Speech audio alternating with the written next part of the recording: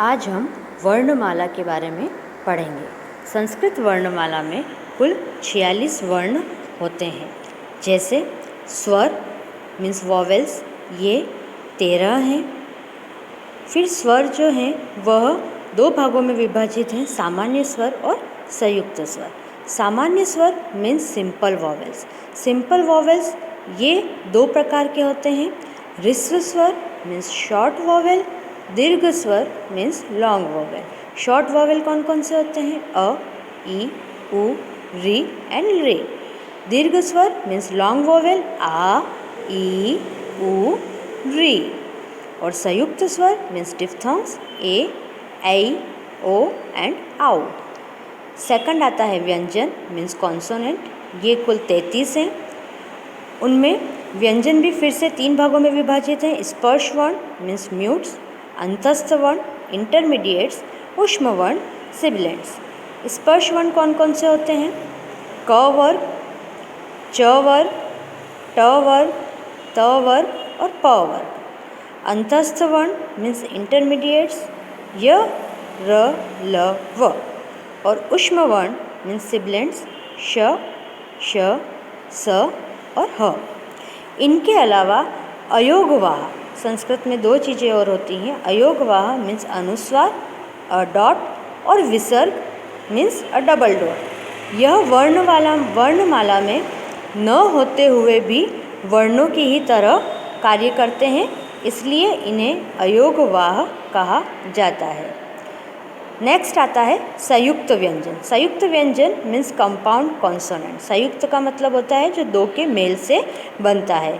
जैसे क और श को मिलाने से क्ष बना, त और र को मिलाने से त्र बना, ज और ञ को मिलाने से ज्ञ बना।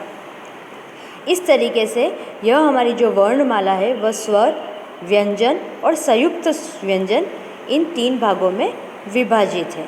अब हम देखेंगे वर्ण विच्छेद। वर्ण विच्छेद, वर्ण से बड़ी इकाई जो है वह शब्द है, और शब्द जो है वह स्वर और व्यंजन इन दोनों के मेल से बनता है। जैसे बालक।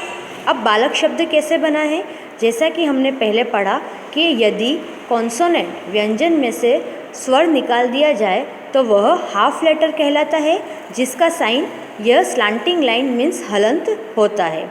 इसी तरह हमने ब में से आ की मात्रा को, ब में से आ स्वर को अलग किया तो ब प्लस आ। ल में हर कॉन्सोनेंट में अ का साउंड ऐड होता है, इसलिए ल में से हमने अ को अलग किया तो ल प्लस अ। और उसी तरीके से क में से अ को अलग किया तो क प्लस अ। इस तरीके से ये हमारा शब्द बना ब प्लस आ प्लस ल प्लस अ प्लस क प्लस अ मीन्स बालक।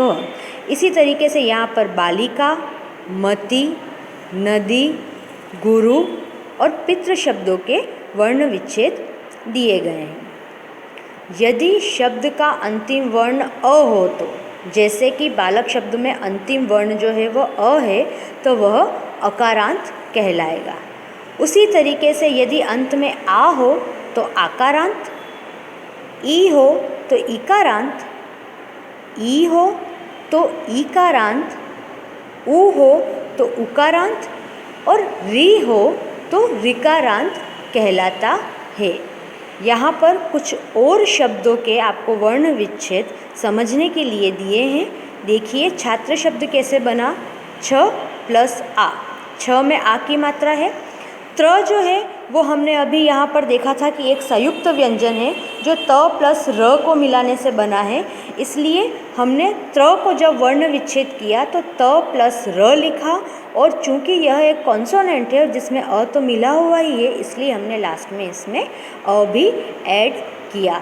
इस तरीके से यदि संयुक्त व्यंजन कहीं पर आता है तो उसे भी 2 भागों में हमें डिवाइड करना होता है। यह हमारा वर्ण विच्छेद कहलाता है।